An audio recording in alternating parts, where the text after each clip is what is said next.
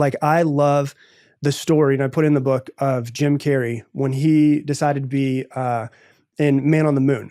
And it was the Man on the Moon was a movie where he ended up playing Andy Kaufman, and there was a whole documentary that was done on this, and they curbed it for like 20 years because it was so off the rails of how crazy he went. And what he did was it's a documentary called Jim and Andy that's on him playing the role on Man on the Moon.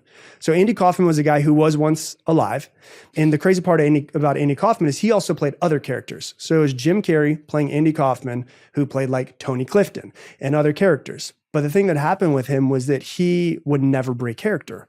So he was a method actor. So for 4 months, he played as this real life person.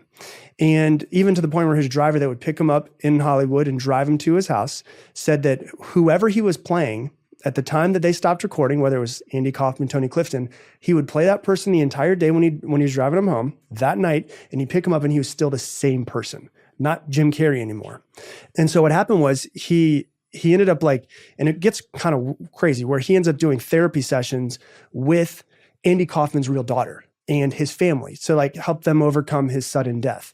And so what happens is they stopped recording 4 months later, and he's like, I don't know who I am.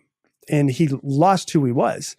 And he's like, I don't know my beliefs. I don't know what makes me happy, what makes me sad, what pisses me off anymore. He's like, I've kind of just lost who Jim Carrey is. And that's kind of like his spiritual awakening that you've seen him go through over the past 20 years. And he realized, if I can lose Jim Carrey, then who the hell is Jim Carrey? And he realized that Jim Carrey is just basically a character that he's playing all the time that is completely somebody else. And he could just wake up another morning and act like he's somebody else. And so I think that two of the things that really keep us from focusing on stuff is we get really afraid and fearful of making change or judgment or failure and all that. And the other thing